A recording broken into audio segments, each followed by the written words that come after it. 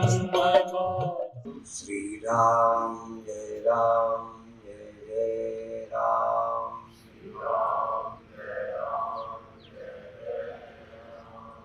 श्री राम जय राम जय जय राम।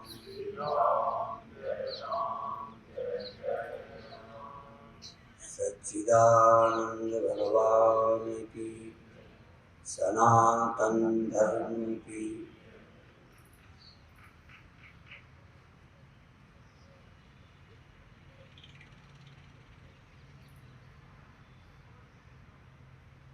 अभी अभी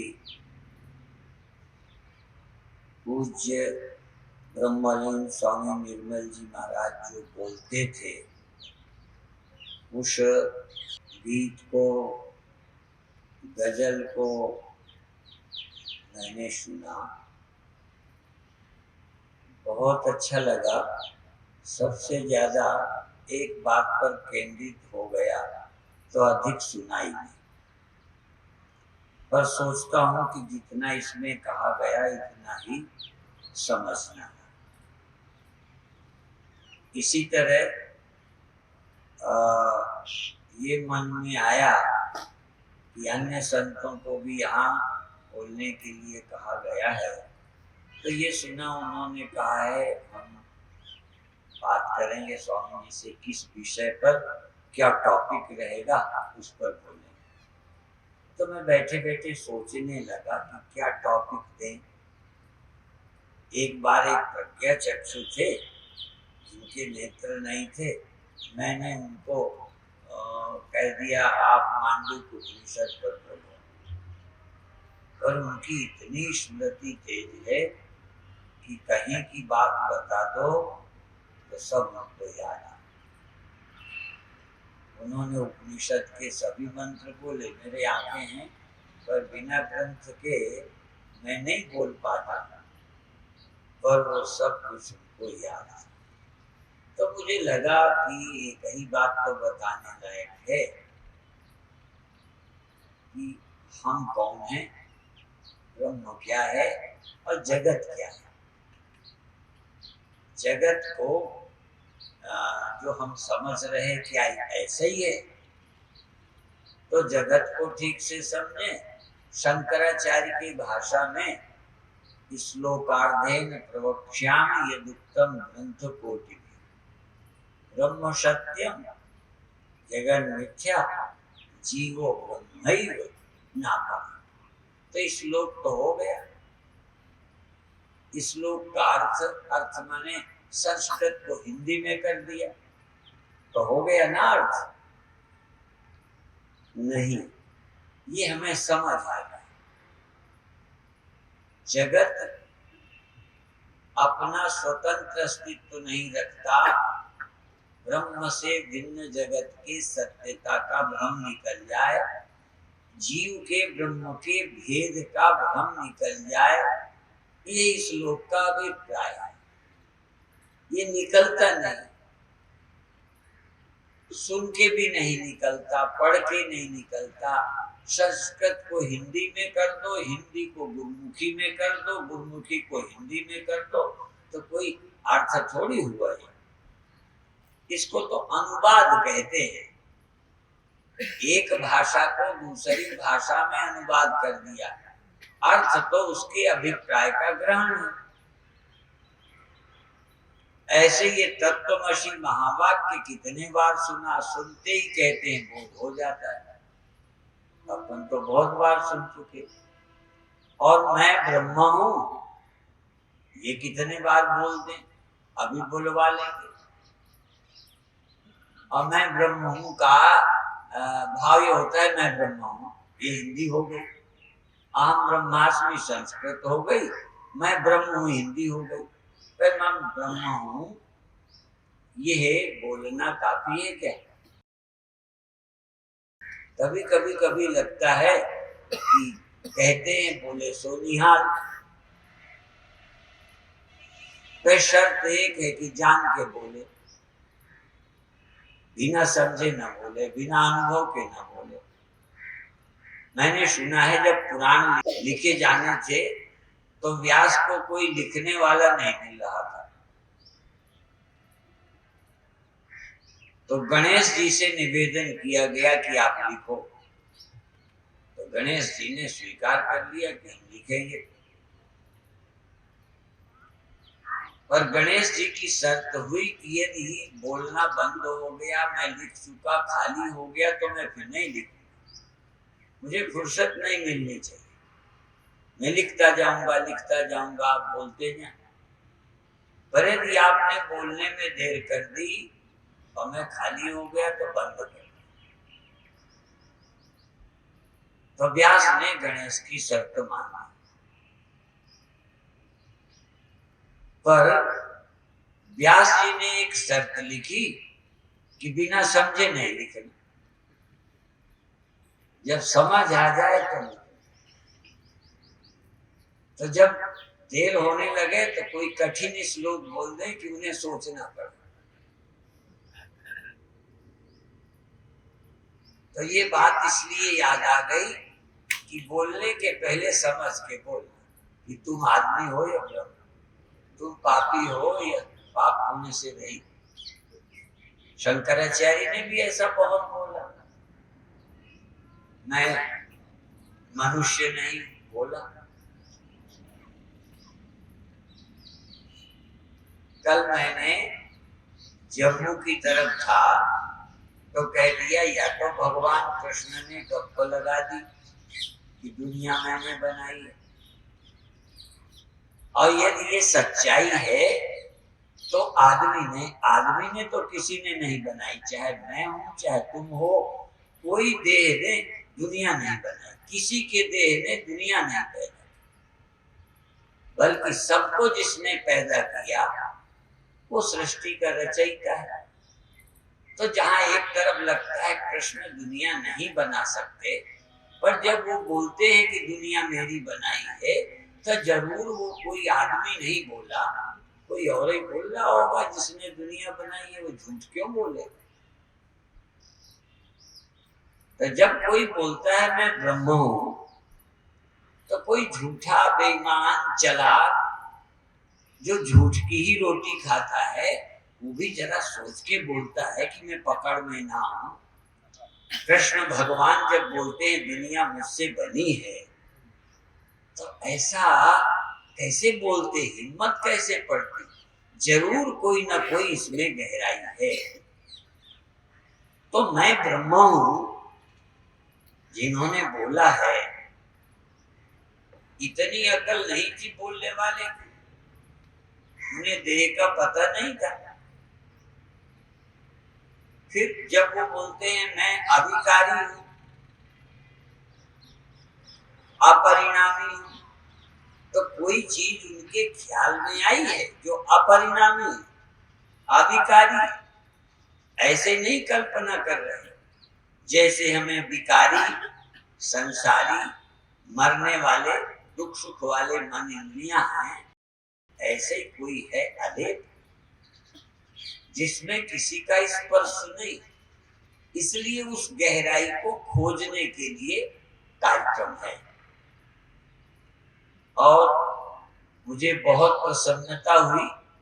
पहले तो सहज ही ये मेरे मन में आया था, पहले भी कई बार आया कि यहाँ कार्यक्रम हो, पर वो बात मन की मन में रह गई।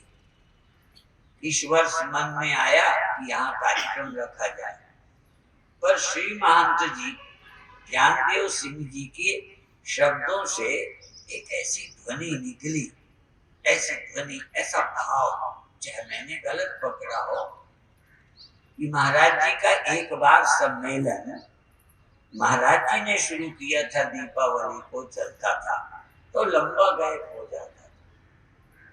इसका मतलब गैप अब नहीं होना चाहिए, बीच में फिर एक कार्यक्रम होना। तो इस सम्मेलन से ऐसी ध्वनि निकलती है कि ये भी प्रतिवर्ष हो, ऐसा मुझे भाव लगा। तो मेरा भी मन तो बन गया कि यदि ठीक ठीक आप सुनेंगे, लाभ उठाएंगे। देखो वो भी वहां धंधा करता जाए, कपड़े लोग पहने धुलवा में, कोई चाय की भी दुकान वहां रखता है जहां बिके, ठीक है ना? तो आप ठीक ठीक सुनेंगे। डॉक्टर भी यदि लोगों को मारता ही रहे, मारता ही रहे, मारता ही रहे, तो वहां कौन जाएगा? कोई बचा देवे, बच जाए तो डॉक्टर को भी खुशी होगी। ऐसे इस दुनिया के जाल में फंसे लोग यदि मुक्त होंगे और इस बात को समझकर धन्य होंगे तो हमें भी लगेगा, तो फिर हर वर्ष हो सकता है, आश्चर्य नहीं। तो ये तो अभी प्रारंभ का उद्घाटन का दिन है। सबसे अच्छी बात क्या लगी पूज्य स्वामी निर्मल जी महाराज के बोले में से, जिस पर मैं केंद्रित हो गया, सोचने लगा, वो मुझसे भी करी था, मुझे मालूम, मुझसे भी मेरे ज्यादा नजदीक।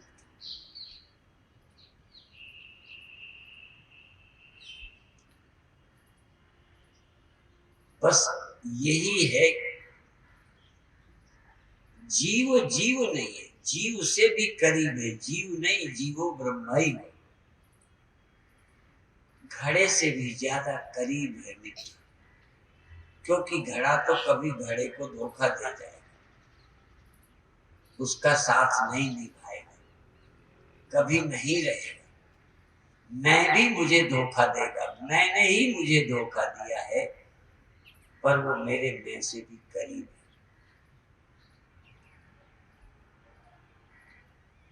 मेरे कितने मैं बदले, कभी मैं धनी था, धनी होना ने मेरा साथ छोड़ दिया। मैं दुखी था, कभी वो भी गए। मैं सुखी था, कभी वो भी गए। कभी जागा था, जगने ने भी मेरा साथ छोड़ दिया। मैं सोया था, सोने ने भी मेरा साथ, जैसे मैंने ही मेरा साथ नहीं दिया, या मैंने उसे मैं बना रखा था जो साथ देता नहीं। पर वह तो मेरे इस झूठे मैं से, इस काल्पनिक मैं से भी करीब था।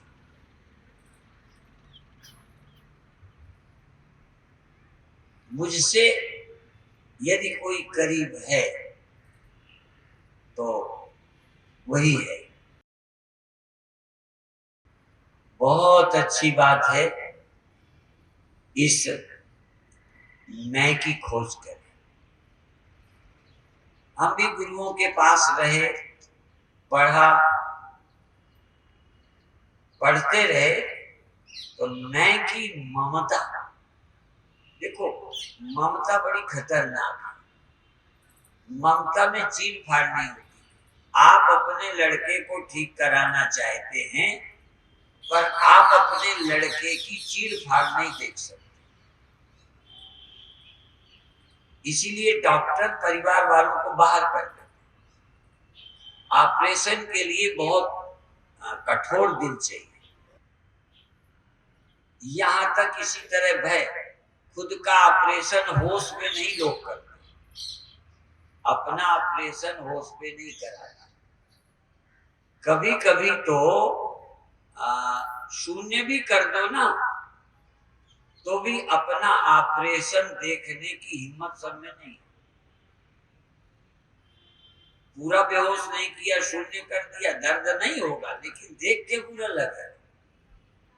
अभी मेरी आंख का करा तो मुझे तकलीफ बिल्कुल नहीं, बिल्कुल शून्य कर दिया। और वो कुछ जब वो पहला इंजेक्शन घुसेड़ने लगे ऐसा, अंदर से डर सा लगा, ये क्या कर रहा, दर्द जरा भी नहीं। ये सच बात है। तो एक बार भैसा लगा कि वो कुछ दावे दे रहा है, यहाँ कुछ सुई सी घुसेड़ी।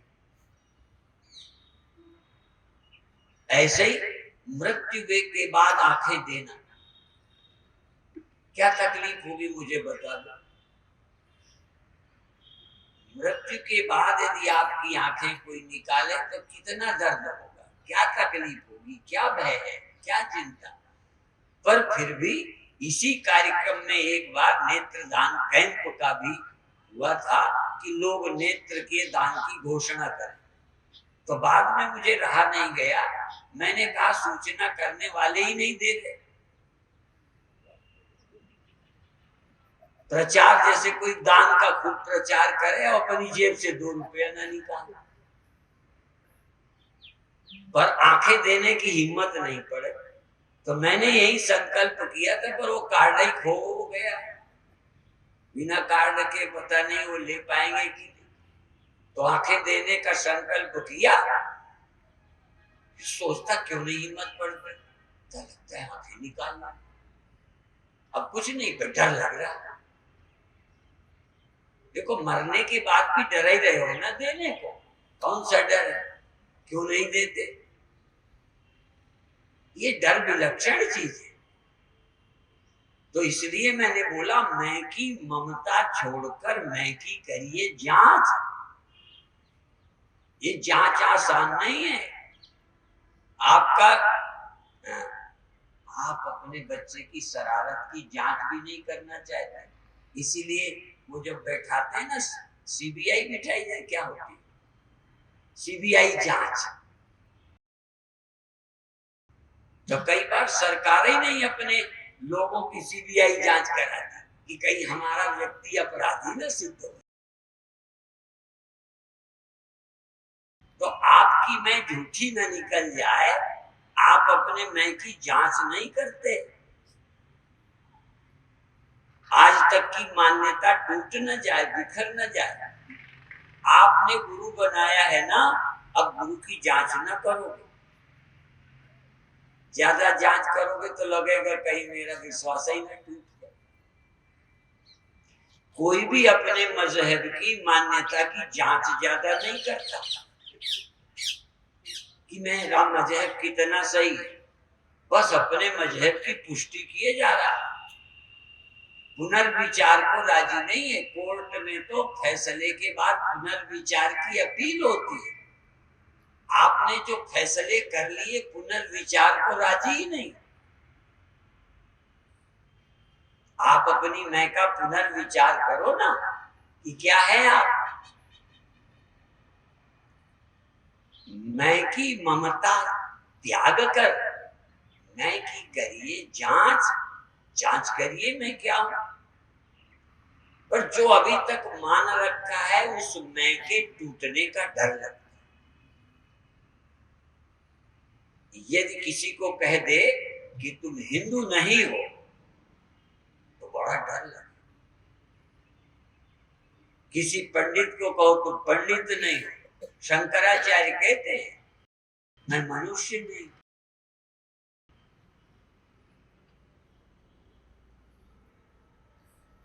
मैं मनुष्य नहीं हूं क्योंकि मैं देह नहीं। मैं हिंदू नहीं हूं क्योंकि केवल विश्वास नहीं हूं। मैं हिंदू, मुसलमान, ईसाई, इससे ऊपर कुछ। वो कहते हैं मैं गृहस्थ, ब्रह्मचारी, वानप्रस्थ, सन्यासी नहीं हूं। अब हिम्मत के साथ कोई कह सके कि मैं सन्यासी नहीं, उसको तो हम पाले बैठे। क्यों पाला? पहले सन्यासी बने थे कि इससे बड़े फायदे होंगे। देखो सन्यासी होने के फायदे मिले, पर अब सन्यासी होने के नुकसान हो रहे।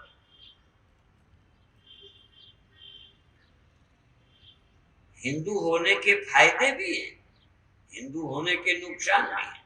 देह होने के फायदे भी थे। देह होने के फायदे थे कि हम इससे पैदा हुए, हमारा पिता है, उसके लिए हमारा कर्तव्य था। और जिससे हम पैदा हुए उसके हम बेटे थे, उसका दायित्व था कि हमें पढ़ाए लिखाए। पहले जो माना था पिता, उसका बड़ा लाभ था।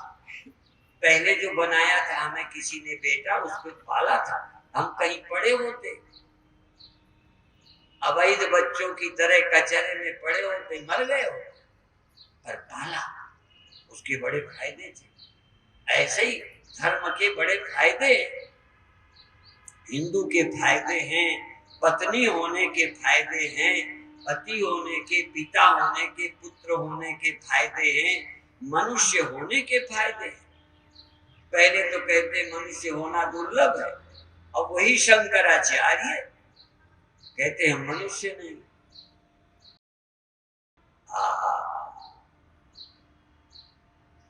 कई चीजों के बड़े फायदे हैं, पर बाद में ये भी तुम्हें ब्रह्म होने से रोक लेगा।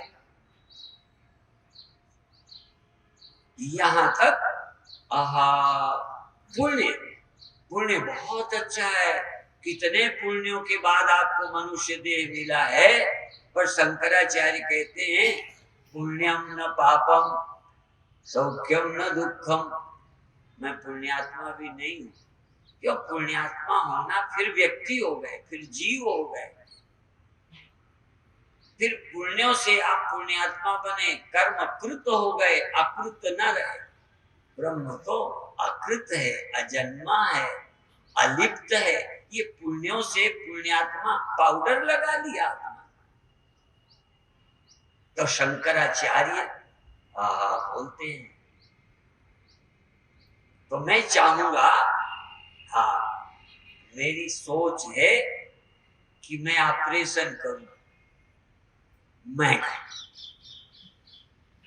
पूज्य स्वामी अभी निर्मल चेतन जी उठ के गए हैं।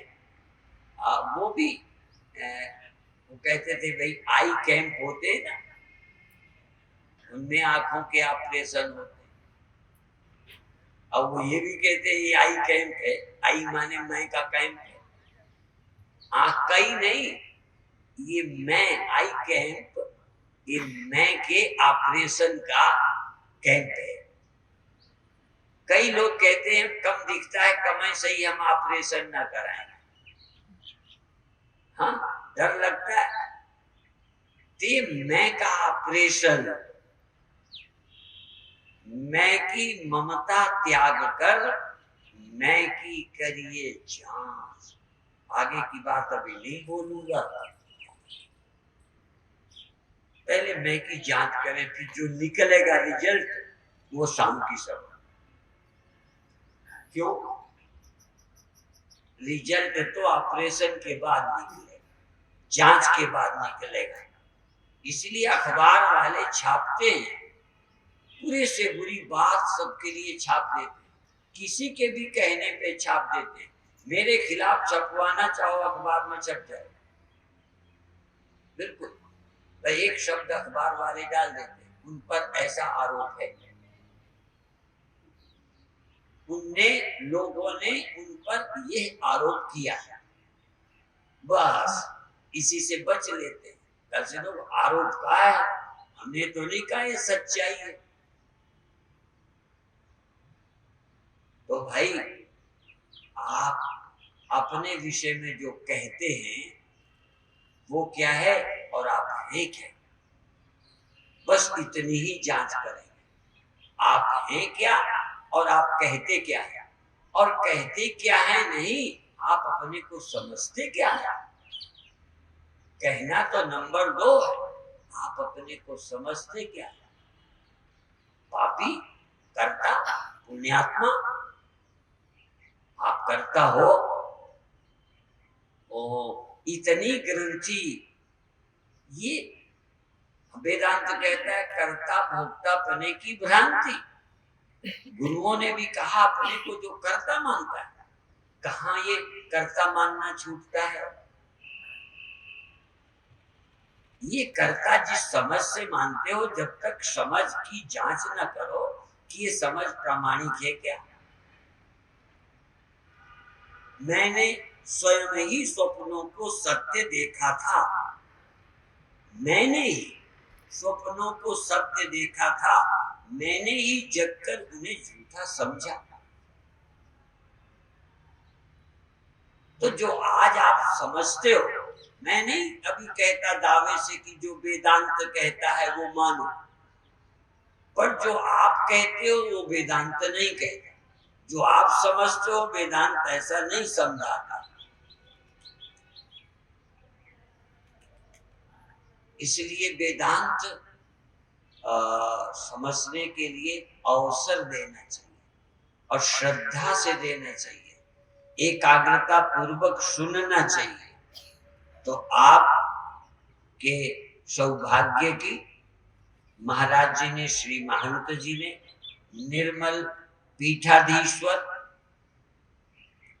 स्वामी ज्ञानदेव सिंह जी ने आपके भाग्यों को कहा और अवसर के पाने को बहुत बहुत अच्छा कहा। आप इस अवसर को कितना अच्छा समझते हो। कभी कभी ये सोच नहीं लेना, कभी कभी 3-3, 6-6 महीने दवा खाई गई, आदमी उगता जाता है कि अब ठीक नहीं होगा और फिर ठीक हो जाता है। कई लोगों के 11-11 साल 14 साल बच्चे नहीं हुए। ये ज्योतिषी बैठे, इनके पास ऐसे लोग बहुत आता, नहीं हुए और फिर हो गए, निराश हो गए थे, आशा छोड़ बैठे थे। ऐसे ही बहुत लोग ब्रह्म पाने की, मुक्त होने की आशा ही छोड़ बैठे, टाइम पास कर रहे हैं। ठीक है, जब तक जीते हैं सुन लेते हैं, हाँ, हम मुक्त हो जाएंगे, हम मुक्त हैं, ये आत्मा जन्म मरण रहित है, ये समझ नहीं पकड़ पाती। कई बार दलीलें तो पकड़ लेते हैं, वेदांत की दलीलें हमारी बुद्धि एक्सेप्ट कर लेती है, स्वीकारती है, पर कोई गहरी बुद्धि अभी भी नहीं स्वीकारती। इसको एक बात और कहना चाहूंगा, आपका ही मन, आप ही निर्णय करते हैं कि मीठा मुझे नुकसान करता है, और आप ही का मन कहता है खा लो। आप ही है ना, दोनों के निर्णय आपके। अब आपका दुनिया हारती जीती है, एक दूसरे से अलग है। दुनिया से हार जीत होती है, क्या आपके निर्णय आपसे नहीं हारते? क्या आप खुद नहीं हार जाते? किससे? अपने से। लो, अपने से आप हार जाते हो और कभी कभी अपने से आप जीत जाते हो। मन ने कहा चीनी शुगर हो गई है, चीनी नहीं खानी, तो कभी कभी तुम ही कहते चलो एक दिन में क्या बिगड़ जाए, तुम ही ने अपने निर्णय को आपने निरस्त कर दिया। यदि तुम्हारे निर्णय को मैं न मानूं तो बड़ा अपमान हो जाए, मेरे निर्णय को आप न मानो तो बड़ा अपमान हो जाए, और अपने निर्णय को आपने नहीं माना तो अपनी नाक काटी तुमने, अपनी बेइज्जती मानी कि मैं अपने निर्णय पे आप नहीं चला, या मेरे ही एक निर्णय पर, हानिकर निर्णय पर हितकारी निर्णय विजयी हुआ। हानिकर निर्णय था कि चीनी खा लूं, और हितकर निर्णय था कि नहीं खाना चाहिए, नुकसान है, कौन जीता? देखो कौन जीत जाता है। तुम्हारे भीतर स्वयं हार जीत हो रही है। इसलिए अभी समय हो रहा है, और इसलिए कि ये मंच अब थोड़ा थोड़ा ढीला हुआ, नहीं तो समय का बड़ा पंक्चुअल, तो ये भी समय का पंक्चुअल रहेगा कार्यक्रम, समय पर शुरू होगा, समय पर। पहला दिन है तो कल से 7 बजे से योगासन।